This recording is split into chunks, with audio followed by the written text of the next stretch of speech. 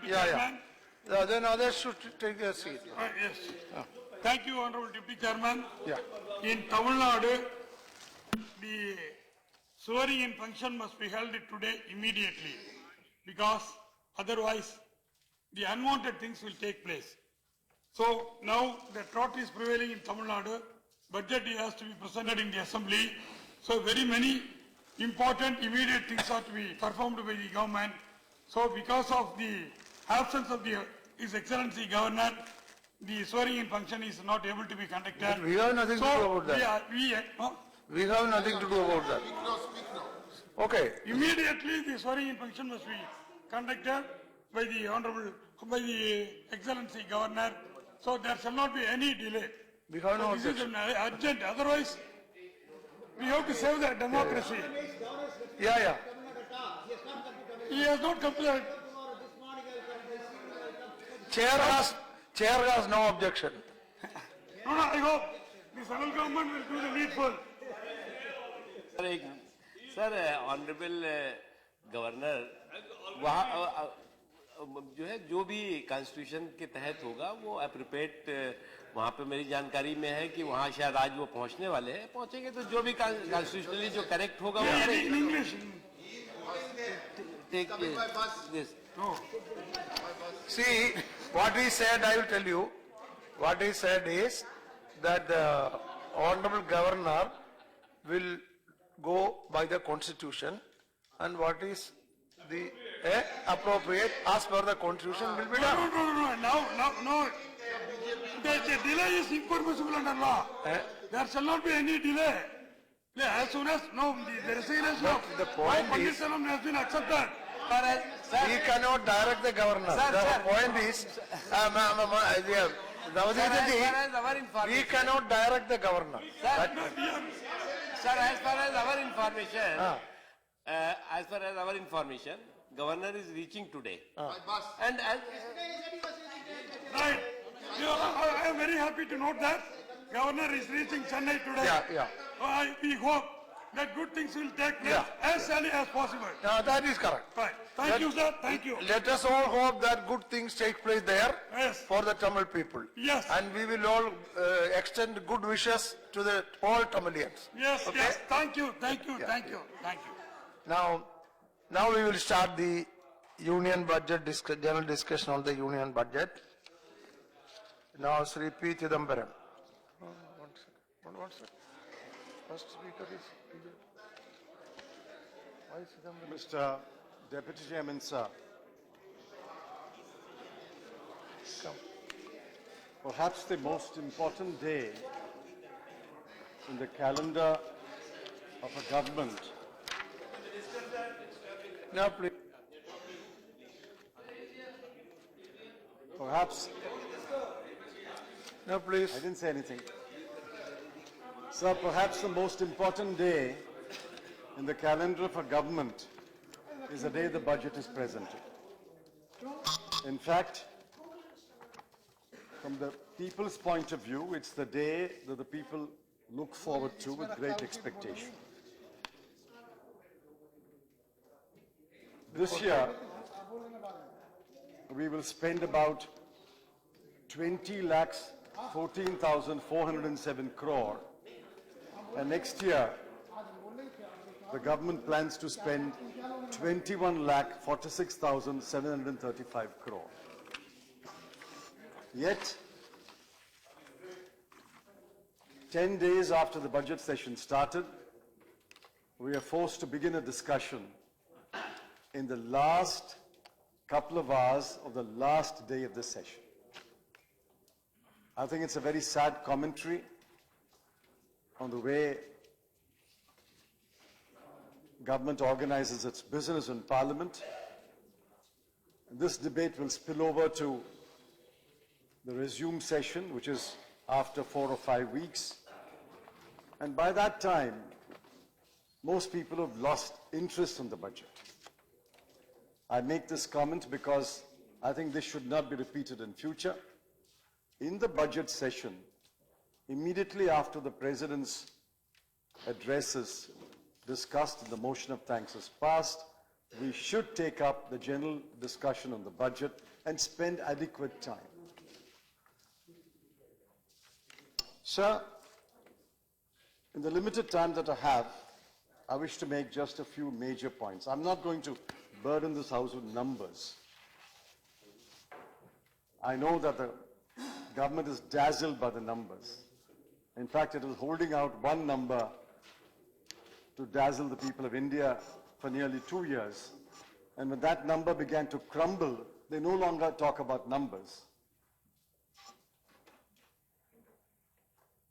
The government inherited an economy, and even their ministers don't believe they are Central Statistics Organization.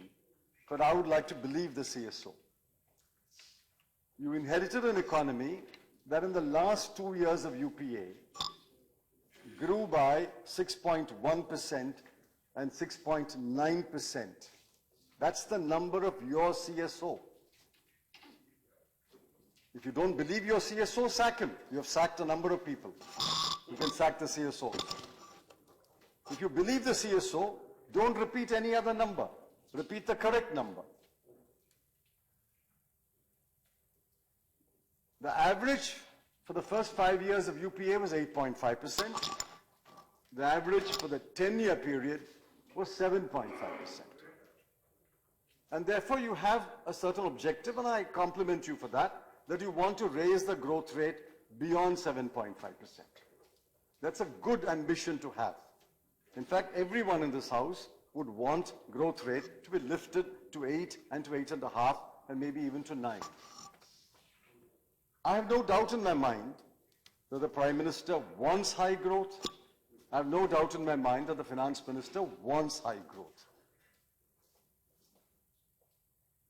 In the first couple of years, you revise the methodology in which GDP is calculated and then proclaim that you had achieved 7.6% and 7.5%. Let's accept that for the sake of argument. It's now unanimously accepted under the old methodology, the 7.6% and 7.5% of your first 2 years will translate only to about 5.5% or 5.7%. Now we enter the third year. The economy is growing. I'm not denying that. In fact, I have said on many occasions, India is among the fastest growing large economies of the world. That's not the first time we have achieved that distinction. We achieved that distinction in the UPA also. If you have achieved the distinction, I'm happy. We are all happy. But through the year, especially 2016 calendar year, or 2016-17 financial year, you made a series of mistakes capped by the most terrible mistake in India's economic history, namely demonetization. As a result of that, you've interrupted the India growth story. You're struggling to find justification for what you did. You're fumbling, you're bumbling, you're scrambling, and you're inventing a new narrative every day. Look at the impact of that. I'm not talking about demonetization. I'll come to that in a moment. In the budget that the Finance Minister presented for 2017-18, he's projecting a certain GDP figure. He's assuming it based on the revised estimates of the year that will come to an end, 2016-17. My first question is, where did he get that revised estimate? The CSO has not published a revised estimate. We always accept the revised estimate or the advanced estimate of the CSO and then project growth for the next year. As far as I'm able to gather, this is the first time when the CSO has only published an advanced estimate. The budget document assumes a revised estimate and then on that estimate projects a certain growth rate. And every analyst has seen through the numbers and questioned your GDP number. And after projecting a certain GDP number, neither the Prime Minister nor the Finance Minister is unwilling to put a number on the GDP growth rate. Why? Because you're not sure how much the economy will grow in 2016-17, the year that will come to an end, and you're not sure how the economy will grow in 2017-18. When you give a GDP estimate, why are you fighting shy of giving a GDP number? This was the magic number that you were dangling before the people of India for the last 2 years. And now you're hiding behind words and not giving a number. I'll tell you what the number will be. It's now widely accepted that 2016-17 will witness a hit on the GDP of at least 1%, perhaps 1.5%, and if we are unlucky, it may even be 2%. It will spill over into 2017-18. We are going to meet again after a year. Yes, exactly. And you will be there, we will be here. This day will come again next year, and we will tell you, in 2017-18, this will spill over into 2017-18. Even if you have not been told about it, your budget numbers tell that story. In an economy that is admittedly slowed down, even according to your CSO, 7.1 as on October, the second half will be worse. According to RBI, 6.9. According to CMIE, 6.0. It is slowing down. What does your budget do? It contracts government expenditure. Please analyze these numbers. What the finance minister presents, and I am willing to say every finance minister is to some extent guilty of that. You present a gross number of actuals for the year before, revised estimate for the current year, and the BE for the next year. You look at the revised number and you say, he's increased it by 4,000 crore. He's increased it by 3,000 crore. What it hides is, these gross numbers mean nothing unless you take it as a percentage of your GDP. I'll give you one head which concerns all of us. Take defense. You know what you have done in defense capital, sir? In defense capital,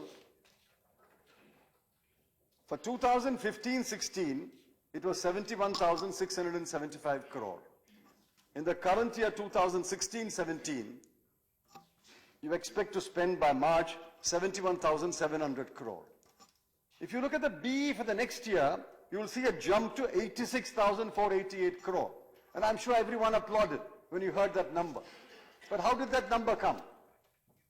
You shifted 8,364 crore from another head called Defense Research and put it under Defense Capital. Last year you did that in agriculture. You took the interest subsidy from another head and added to agriculture. This year what you have done is, you have taken 8,364 crore from Defense Research and put it under Defense Capital. So if you subtract that number, you will get the real defense capital expenditure, 78,124 crore, which is slightly higher than the current year's RE, but 460 crores less than the current year's BE. Either you are unable to spend the money, or you don't have the money to spend. You're contracting defense capital expenditure. When you go to other heads, it's worse. As a percentage of GDP, I'm going to read numbers, as a percentage of GDP, and I will explain the economic consequences of this. As a percentage of GDP, total expenditure was 13.09% in 2015-16, 13.36% in 2016-17, but will fall to 12.74% in 2017-18. A good reduction of 0.62%. 0.62% of your projected GDP is approximately 85,000 crore. And if you go headwise, There are alarming numbers. Take the National Education Mission. I'm giving numbers for 3 years, 15-16, 16-17 and 17-18. Maybe the Secretary has not yet briefed the Education Minister. Not yet I said. He will. 0.20, 0.19, 0.18. Manrega, 0.27, 0.32 to 0.28 next year. Pradhan Mantri Gram Sadak Yojana, 0.13, 0.13, next year 0.11. Midday meal. More children are joining schools, more children need meals, prices have gone up, better meals have to be given. 0.07, 0.06 and remain 0.06 next year. Net of inflation. Go at your number. Net of inflation. This has been done on an Excel sheet. Fertilizer subsidy. Fertilizer subsidy. Fertilizer subsidy. All of us are concerned about farmers. Fertilizer subsidy. 0.53, 0.46 to 0.42. Food subsidy. Food subsidy. 1.02, 0.90, next year 0.86. Petroleum subsidy. 1.77 to 1.54 to 1.43. Interest subsidy to farmers. You say you have increased the total loan that will be given to 10 lakhs from 9,50,000 crore. We started it. When we started it, it was 72,000 crore. We brought it up to 10 lakh crore. Look at the interest subsidy. 0.1, 0.09, and next year also it remains 0.09. How can it remain 0.09 unless you deny interest subsidy to a large number of farmers? Now, what is the effect of this? I think the more important one is not that you're reducing expenditure as a proportion of total expenditure, as a proportion of GDP. In the next year, the impact is going to be enormous. The textbook tells us when the economy is slowing down, you must spend more. I mean, all of us will agree on that. This is Economics 101. You don't need to be trained economist. I'm not one either. You have to spend more. What you are doing is, as a percentage of GDP, public expenditure is being contracted. And when public expenditure, that is government expenditure, is contracted, it is not going to give a boost to the economy. In fact, the economy is going to suffer for want of expenditure, either government capital expenditure or government revenue expenditure. The economy is going to suffer for want of expenditure, unless the slack is picked up by the private sector. Now we know that the slack is not being picked up by the private sector. Just look at three numbers. You look at three numbers in private sector. Gross fixed capital formation is declined over the last 3 years. Credit to industry is declined, turned negative in October 2016 and December 2016. And now, your Minister for Coal and Energy is not here. Please ask him, what is the plant load factor? The plant load factor in all your thermal plants has come down to a decadal low, lowest in 10 years, to 59.64%. And as a result of that, coal offtake, as reported by the CIL in April-December, was 391 metric ton against a target of 434 metric ton. Million ton. Now what does this mean? I'm not giving any other number. There are many numbers which point to the same conclusion. The conclusion is private investment is not taking place. There's no demand for credit from industry, and there is no demand for electricity. You don't have to look at 10 parameters. These 3 parameters will tell you that industry is simply not picking up. People are not investing. People are not willing to invest. And foreign portfolio investment was positive up to October, and in November and December, it turned net negative. Money is being pulled out. So I don't know what your objective are, what your goal is, what your overarching vision is. If your overarching goal is to give a boost to the economy, if your overarching goal is to improve the economy and raise the growth rate, the strategy that your budget has followed is absolutely wrong. It is a dismal failure, and you will realize it next year. The Minister of State. Sir, the second aspect I want to concentrate on is something which concerns every family in India. Now, we had the Jallikattu protest in Chennai, what they call the Marina protest.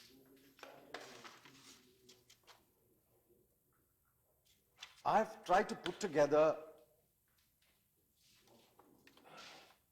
various pieces of information that I've gathered from people who gathered there.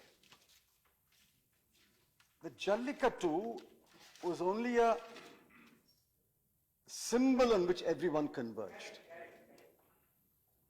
In fact, most of the people who converged there were urban youth who may not have seen a Jallikattu in their 17 or 18 years of life. They may have seen it in a picture or a movie. But they all converged there because each one has a different concern, a different anxiety, a different angst. And the most vocal angst and anger is about jobs. There are simply no jobs created. Where are the jobs created? The Labour Bureau's numbers were given. In 2015-16, you created 1,50,000 jobs against a claim of 1 to 2 crore jobs a year. Where is 1 to 2 crore jobs and where is 1,50,000 jobs? And in the current year, you may not even create 1,50,000 jobs because jobs were destroyed after November 8. Don't believe me, believe your Bharatiya Mazdoor Sangh statement. Read the statement of the BMS. This is not polemical, this is not us versus you. I'm appealing to all of you, please read your BMS's statement. 75% of all small and medium industries are closed. Come with me to Tirupur, Coimbatore, Pollachi area. Come with me to Hyderabad, Medak area. Come with me to Ludhiana, Jalandhar area. Come with me to Panipat. Come with me to Agra, Muradabad. Small and medium industries are completely closed down.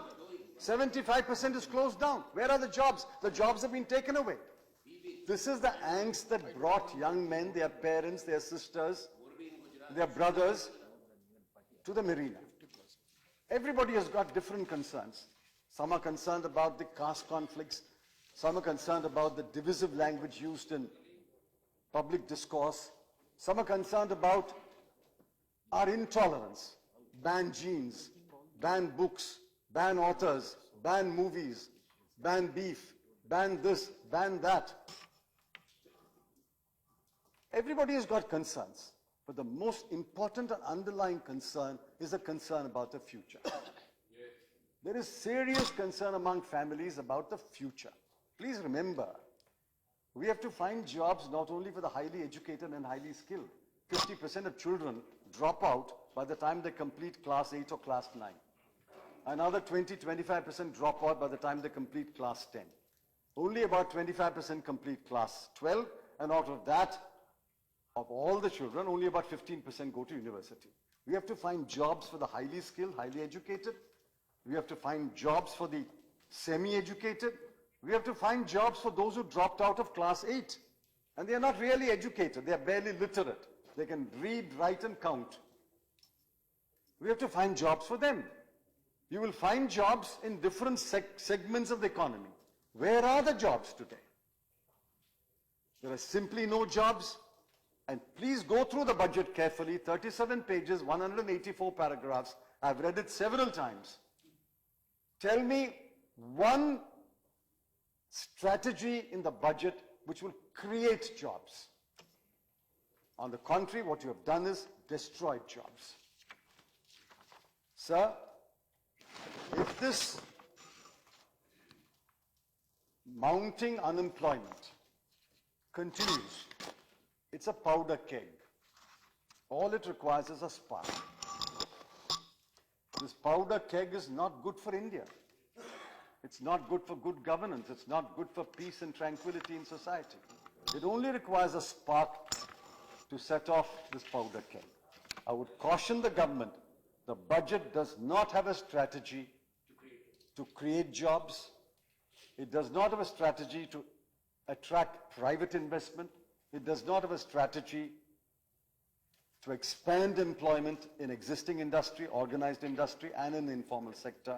And this is a powder keg on which the country is sitting. Sir, the other thing is about farmers. Now, you have said that you are increasing lending to 10 lakh crore. Good. Last year it was 9 lakh 50. It is going to be 10 lakh. Next year will be more. These are not peaks that you cross. Every government will have a new peak to cross. Every government will set a target which will always be a peak. It's like saying, if you keep moving forward on a road, you will always be at a peak at any given time because you would have moved forward. So there's no great merit in saying this is a new peak. Next year, your government will say, we have touched another peak at 10 lakh 50,000 crore. And the government after your government will say, we have touched a peak. So that doesn't mean anything. It's natural growth. But that's not important to the farmer. What's important to the farmer is the one signal that will give him confidence that agriculture is a vocation that he can pursue to support his family, and it is viable. That signal can only come from the minimum support price. The merit of the UPA government was year after year after year, we increased the minimum support price at levels at which the farmer was enthused to sow, to work on his farm, and to reap a harvest. Barring a natural calamity, if you look at the 10-year growth, we always reached a new peak in agricultural production. Your entire budget speech makes no reference to minimum support price. The three words are completely missing.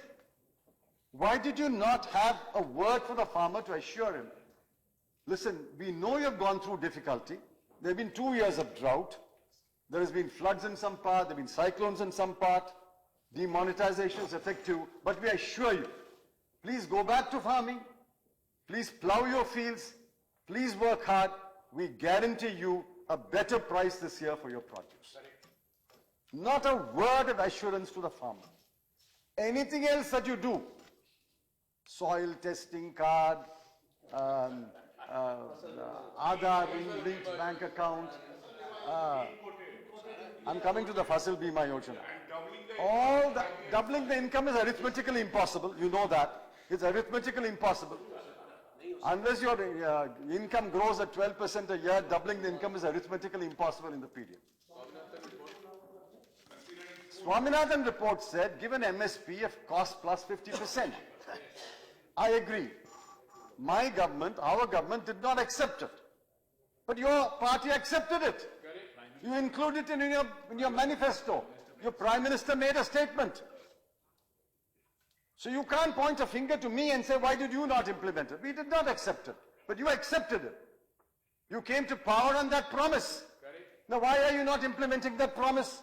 Far from that promise, why are you not giving meaningful increases that take note of inflation in your MSP? In many of your cases, inflation is not taken care of even in the MSP increases. Please ask yourself this question. You don't have to agree with me today. Just go home and look at the numbers. And what do you offer finally? Fasal Bima Yojana. I'm not complaining. I'm not complaining. Finance Minister said we have covered 30%. Actual number is 26.5. Doesn't matter. He's rounding off. But what is this? I am saying I need money to educate my child. I need money to start a small business for my son. I need money to perform the marriage of my daughter. And you tell me, no, I'll provide you money for your funeral expense. What is Fasal Bima Yojana? Fasal Bima Yojana is after the crop has failed. I'm glad you are protecting me when my crop has failed. What I want to know is what are you doing to make sure that I grow a crop at all? That I get good seeds, I get good fertilizers, I get electricity, I get water, and I get a good price. What are you doing about that? When I'm asking you, how do I live? You say, no, I'll give you a decent debt. Is this the way to treat farmers of this country?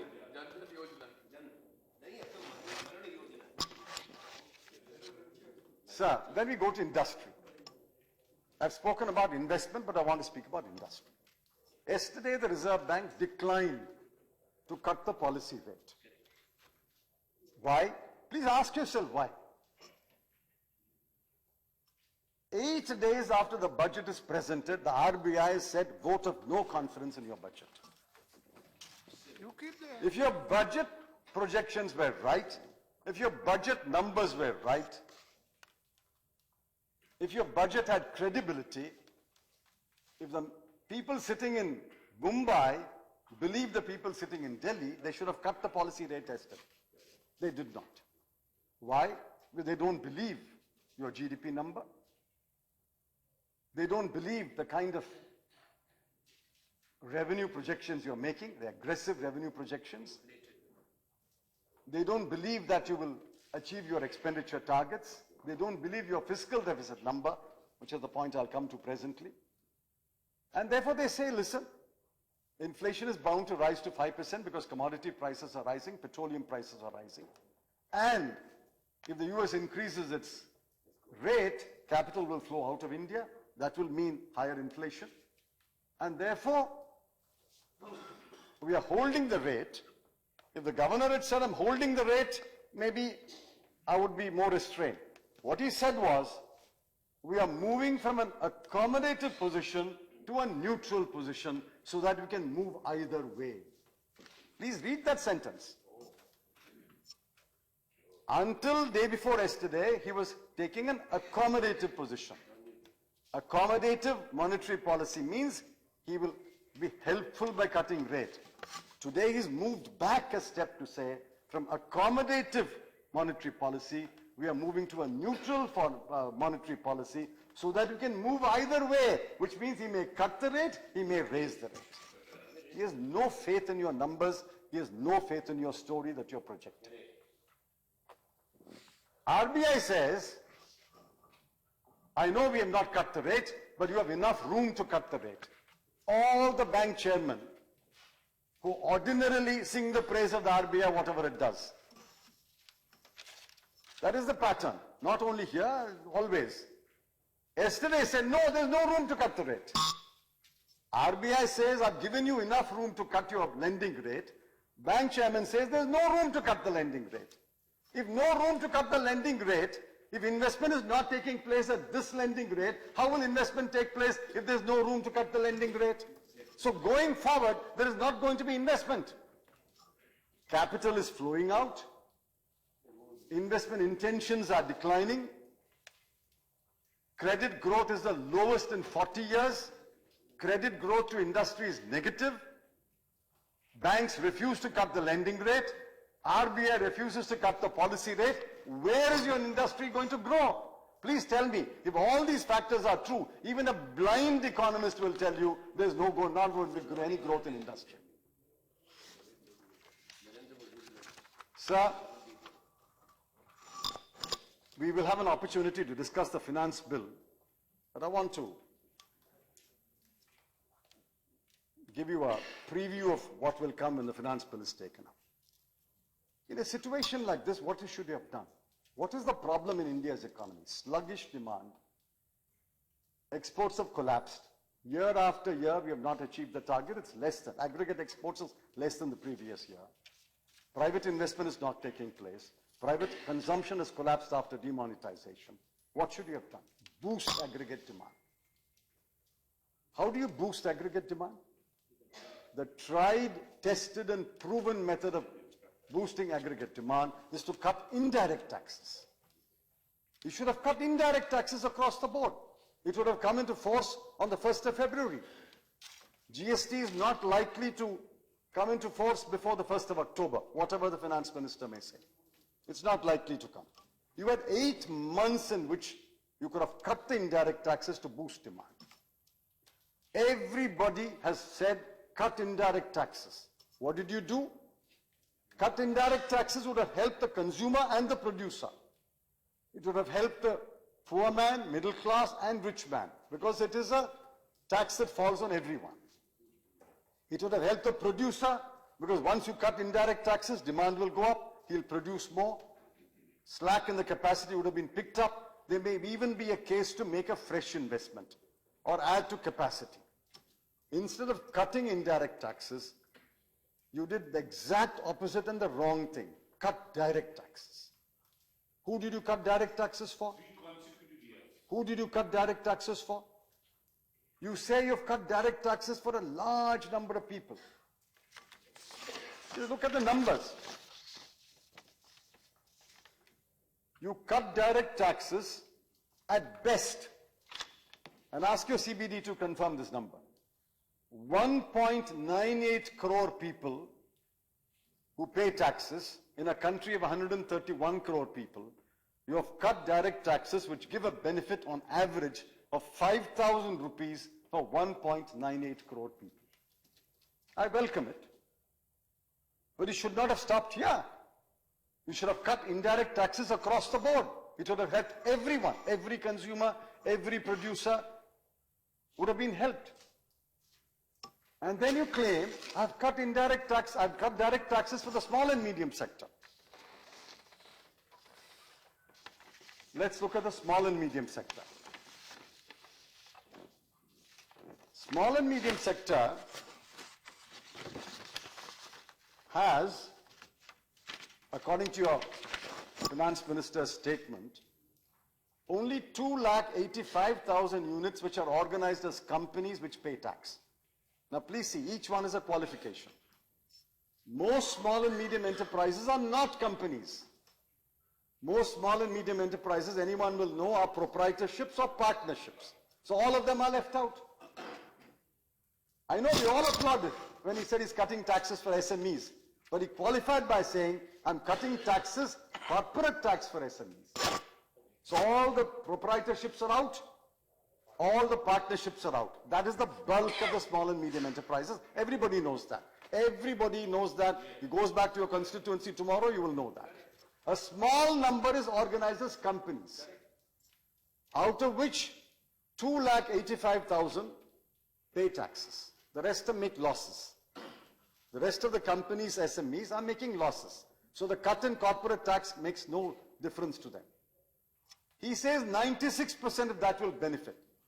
So if you do the math, 270,000 small and medium enterprise companies are benefiting from this cut in 30% to 25%. So what you have done is not a great thing at all. What you have done is a drop in the ocean. It won't even, I mean, it's like throwing one stone into the sea. It won't even create it won't even create a ripple. If you throw a stone in a pond, it may create a ripple. But if you throw a stone into the big ocean, what ripple will it create? The correct thing to have done is to cut indirect taxes across the board. If you had cut indirect taxes across the board, it would have immediately boosted demand.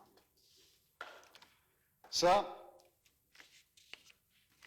I've spoken about jobs, I've spoken about minimum support price, I've spoken about credit, I've spoken about small and medium industry, I've spoken about individual taxpayers. Now I have to talk about the most terrible decision that you took on November 8, 2016. I know, after he provoked us to protest and we staged a legitimate walkout instead of disrupting his speech. Please remember. We did not disrupt the Prime Minister's speech yesterday because we hold the office of Prime Minister in esteem. He is not an ordinary minister. He is the Prime Minister of India. He is my Prime Minister as much as your Prime Minister. We did not disrupt his speech. That option was available to us, but we deliberately said we won't disrupt the Prime Minister's speech, although he's provoked us greatly. We walked out. He's sitting in the chair which Jawaharlal Nehru sat on. He's sitting in the chair which Mr. Vajpayee sat on. And I would implore you, in your private discussion, to kindly prevail upon your Prime Minister to use language which is moderate and respectful to his office and to the office held by his predecessor. We don't agree with Donald Trump. He said some of the most outrageous thing in his campaign. But the day he was sworn in as president, how did he begin his speech? He said, "My fellow Americans, President Obama, President Clinton, President Carter, President Bush, and the millions of people who have gathered here." That's the respect you have to show. Every Prime Minister will one day become an ex-Prime Minister. That's the law of nature. I think the Prime Minister owes it to this House to say, at least he should say, he did not mean any disrespect to Dr. Manmohan Singh. And if it is construed as derogatory language, he unhesitatingly withdraws those words he said and goes on to talk about policies and programs and criticism of our various decisions. That's perfectly legitimate, be that as it may.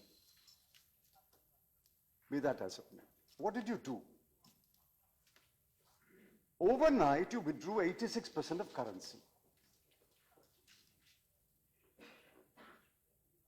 Now, you know now, as I knew days after November 8, you can become defensive about it, you can rationalize, but you know the Prime Minister was not told that 2,400 crore individual currency notes are going to be demonetized. He was not told that.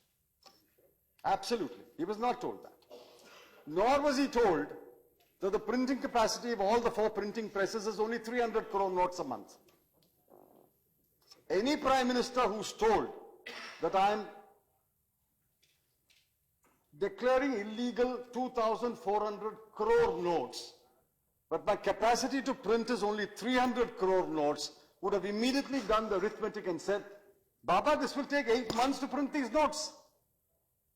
If the Prime Minister knew that, he would not say things will become normal in a few days, and the Finance Minister would not have said things will become normal next Wednesday. Finance Minister said things will become normal next Wednesday. Nor was the Prime Minister told that if the size and shape of the note is changed, the ATM machine will not accept it, not dispense notes. The Pepsi bottle will not fit into the Coca-Cola machine. The Coca-Cola bottle will not fit into the Pepsi machine. This is elementary. And they took 2 months to recalibrate, and take it from me, many ATMs have still not been recalibrated. Just walk with me, come with me. I did a 500-kilometer tour only 4 days ago. I drove from Tiruchi to Pamban, near Rameshwaram, and drove back to Tanjavur. Every ATM on the road is closed. In my town of Karaikudi, I asked my people to go and take photographs at between 9:30 and 10. They went to 26 ATMs, all 26 closed. I went to Tirumala. Every bank has got a branch in Tirumala, and every branch has got an ATM. Every ATM was closed. You still want to believe? You still want to believe that ATMs are functioning? You still want to believe that ATMs are flush with cash? Come with me. I'll take you now. It's like the story that appeared in a paper today. A village from the center of Delhi has been declared as the first digital village in Delhi, NCT. You go to that village, people are saying, what digital? You read the story? Did you read the story this morning? I want you to read the story, sir. In the Hindu, I think, second or third page. You declare a village as digital, it becomes digital. This is not your government, this is the NCT government. Therefore, don't believe. You see, it was said, it's very difficult to get away with a lie. But the best way to get away with a lie is to utter the biggest lie. Then you can get away with it. I mean, I'm not saying anyone is lying. I'm only saying you are economizing on truth. You are economizing on truth. You are exaggerating the situation. And you are not looking at the reality. Come with us and we'll take you on a tour of ATMs, a guided tour of ATMs in and around Hill. Today, as of today, as I speak today, you have replenished 9 lakh crore, including old and new notes, in circulation, as against 17 lakh crore notes that were in circulation, but in terms of value. Believe me, RBI may lift the restrictions. Are you seriously saying every bank branch is giving you 24,000 today? No. Are you seriously believing that they will give you 50,000 on 20th of February? No.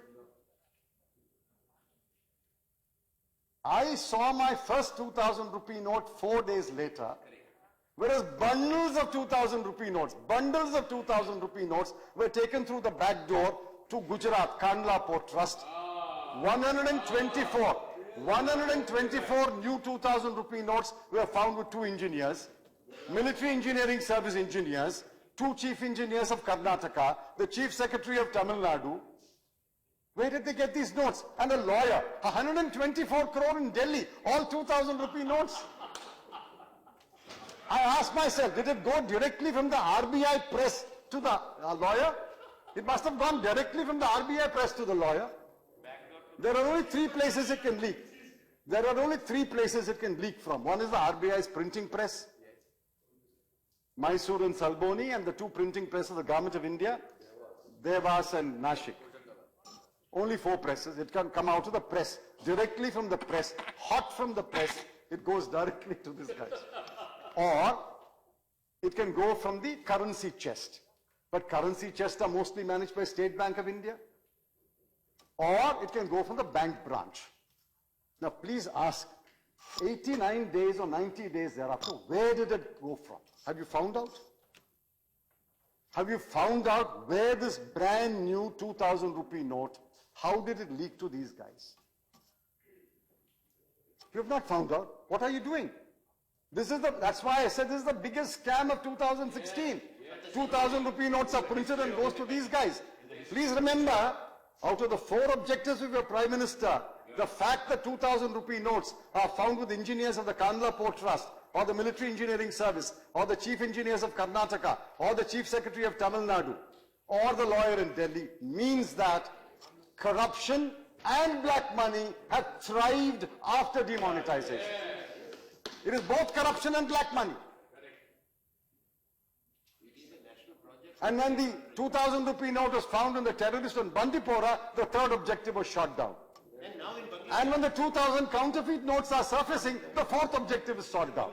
So which objective is served? And I won't go into a long talk about none of the objectives will be served by demonetization. There are other measures you should take. I won't go into that today. My question is different.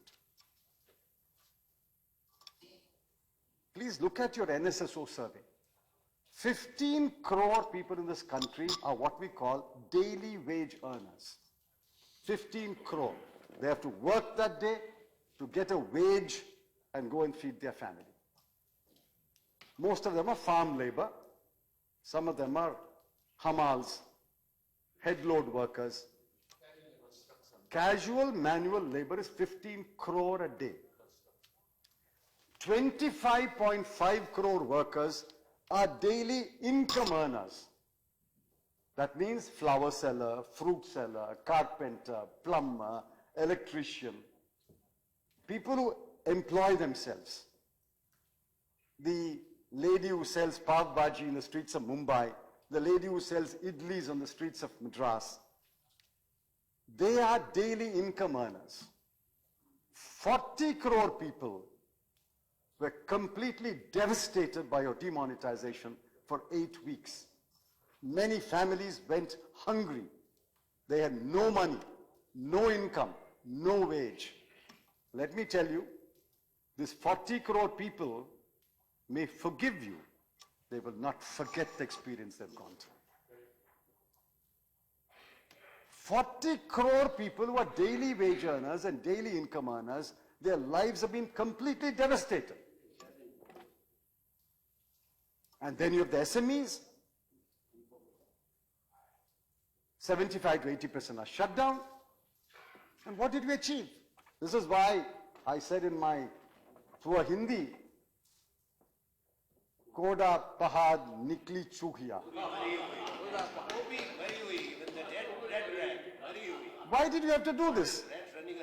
For the first 8 weeks you talk about demonetization. For the 8 weeks you talk about demonetization, and now you talk about remonetization. Why should you demonetize and then remonetize? What is this exercise about? Why do you have to demonetize first and then remonetize? What is this about? Believe me, RBI officials are busy counting physically the notes. They don't remember they've got counting machines. Counting machines would have done this job in 2 days. You're still counting. And today he says, I'm going to declare the result like an election result. We're waiting for the counting now. What is this counting? What is he counting? I want to know. You talk about digitalization on the one hand. First teach digitalization to the RBI. What is he counting? I'll tell you. You don't have to count that. Every rupee has come back except the money in Bhutan and Nepal and with the NRI, where you are refusing to exchange the money in breach of your promise. You promised the NRIs that up to March 31 you can come and collect your money. And now NRIs are going and standing at the bank. I heard a horror story yesterday. An NRI went 4 hours to gain entry into the RBI, 6 hours waiting at the counter, and at the end of the 10th hour, she was told, sorry, your entry papers into India or some documentation is incomplete, go and complete the documentation and come. She wanted to change 4,000 rupees worth of currency. You were arrested in Indira Gandhi airport. Therefore, every rupee has come back. 15 lakh 44,000 crore, every rupee has come back. And now you're remonetizing by printing. Along with counterfeit. And please tell me the logic. I've tried to ask everyone I know. You say 500 rupee note and 1,000 rupee note is a cause of corruption, cause of black money, prone to counterfeiting and terror financing. If 500,000 is the cause of all these 4 major ills, how does 2,000 rupee note put an end to that? Please tell me. Please tell me, anyone from the ruling party, how does 2,000 rupee note put an end to it? In fact, the guy who carries money in a suitcase has to only take a smaller briefcase now. What is the meaning of all this? What is the meaning of all this, I want to know. Nobody. I have spoken to poor people, I have spoken to domestic help, I have spoken to young lawyers, young professionals. Nobody is able to understand why this was done. None of the objectives will be served. I support your objectives. We fully stand by you if you want to put an end to black money and corruption and counterfeiting. But this is not the instrument for that. In fact, what this has happened is, if 10% of bank officials were earlier dishonest, now you have made practically every bank official dishonest. In a bank branch, there are an average of 5 or 6 people. If money was taken through the back door, it could not have been done without the knowledge of all 5 or 6. So in every bank branch, all the 5 or 6 people are complicit in one manner or another when the money was taken through the back door. This is a completely irrelevant exercise. Don't even try to defend it. I know all of you try to defend it. You're obliged to. You're obliged to. You're loyal members of your party when your Prime Minister defends it so passionately. The narrative changes, of course, from time to time. You have to defend it. The narrative started with corruption and black money. It switched over to cashless society. Now, yesterday, the finance minister was eloquent. I'll give you the numbers. Please contradict me. 80% of all transactions in Australia, in Germany, are cash. 80% in Germany is cash. 80% in Austria is cash. 60% in Australia is cash, 56% Canada is cash, 50% France is cash, and the mighty United States, 46% is cash. Why? Because these raise fundamental questions in an open society. It's my right to decide whether I will use cash or use a digital mode. It's my right to decide. You can't tell me. I'll tell you examples. A young lady wants to buy lingerie in her undergarments. Why should there be a record of what she buys? A young couple wants to take a private holiday. A young couple wants to take a private holiday. Why should there be a digital record of that holiday? I want to give money to my daughter-in-law to supplement the money given by my son to my daughter-in-law to run the house. But I don't want my son to know that. Because I want her to have some money to spend at her discretion. My son gives her money, she runs the house, but I want to give her another 5,000 rupees. Beti, have this money. You may want it for your expenses. Why should I have a digital record of that? An adult wants to buy adult diapers. Why should there be a record of that? I have a serious ailment. I buy medicines. Why should anyone know what ailment I have and what medicines I buy? Serious issues of privacy are involved, which is respected in every democracy. That is why the democracies say, it is your right to decide whether you will use cash or whether you use digital. You say that the world is going cashless. The world is not going cashless. The world is moving towards cash. I'll tell you the numbers. In the last 10 years, the value of dollar currency, dollar notes, has doubled to $1.48 trillion. And in the same 10-year period, the value of euros has doubled to 1.09 trillion euros. Dollar and euro are the two major currencies of the world. Now yuan is coming into the picture. These two currencies, the amount of currency used has not reduced. The amount of currency used has actually doubled. What does that mean? It doesn't mean you're moving towards cashless. Of course, more transactions are done by cash. I'm not denying that. I support it. I support more transactions being done by cash. You have done a couple of good things. You've expanded our list. You have now made certain transactions mandatorily non-cash. We did it by amending the Income Tax Act. You are now doing it by amending the Income Tax Act. I support it. But that is the way to go. Not to tell people, go to your village fair, buy potatoes and tomatoes and pay 7 rupees 50 paisa by a credit card. What will the poor lady do? Does she have a POS machine there? Is it connected to a electricity source? Is there Wi-Fi there?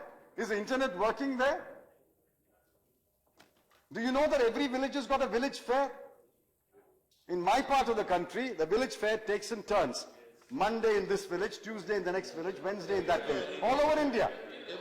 That is where you bring your produce and sell. Vegetable, fruit, baskets, toys, plastic. You bring it and sell. You think all of them should have a POS machine in their hand?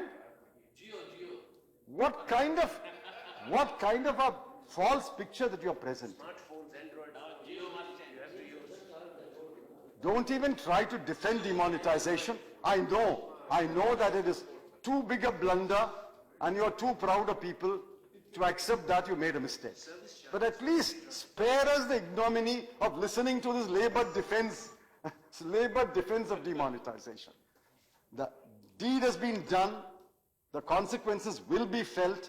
It will have an impact on the economy. 1% means 1.5 lakh crore rupees of economic detriment. 1.5% means 2,25,000 crore. It has been done. We have to live through it. There's nothing else you can do about it. We have to live through it. People ask me, when will it end? I said it won't end. It will simply taper down and over 6 to 8 months, it will come back to normal. But in the meanwhile, the economy would have been severely damaged. Sir, let me conclude by saying, this budget has been a great disappointment to me. But the common man will not use these economic terms, he'll say, and he's entitled to say, and I said it also, it is a damn squib. It is as if a budget was not made or presented. It is as if a budget was not made or presented. Why? It had no overarching vision and goal. It had no strategy to boost demand and growth. It had no strategy for creating jobs.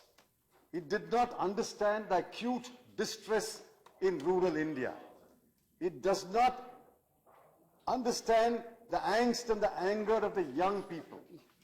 Above all, by cutting expenditure, I read you, as a proportion of GDP, you have shown that your government and your party has no empathy for the poor people. The most important thing in public life is a sense of equity and a sense of empathy.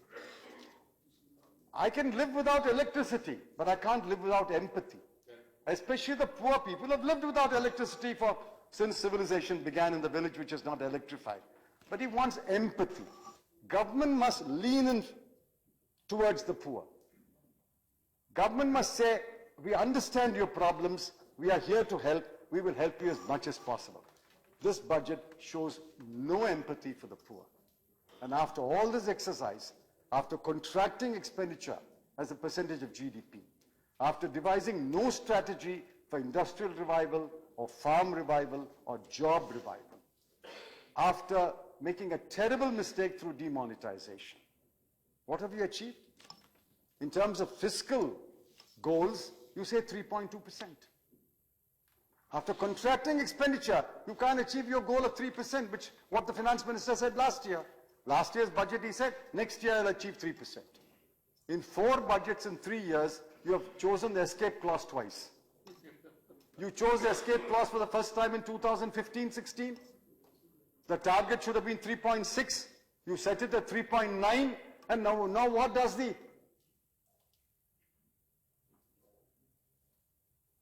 CAG say? Not CGA, CAG.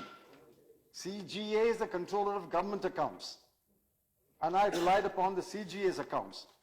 Now I'm quoting to you the CAG, who's your most trusted and wanted constitutional office holder. 4.31% is the fiscal deficit for 2015-16. You slipped very badly in 2015-16. You are going to slip again in 2017-18. 3.2% carries no credibility at all. You have said 3.2, it should have been 3. 3.2 carries no credibility at all. Even if you achieve 3.2, after contracting expenditure, if you achieve 3.2, it's an admission of failure. You are neither on the path of fiscal prudence, nor are you on the path of wise budget management. This budget is a demonstrable failure of economic management. It will not take the country forward. It will not lift people out of poverty. It will not bring any relief to any section of the people. And believe me, the powder keg that I spoke about, the young people who are waiting for jobs, waiting for job opportunities to open up, they are the ones most deeply disappointed, most deeply offended by this listless, directionless budget. I sincerely hope that corrective measures can still be taken before we meet again next to discuss the finance bill. Thank you, sir. Right. Thank you, Mr. Chidambaram. Thank you very much. Now, Sri Prabhat.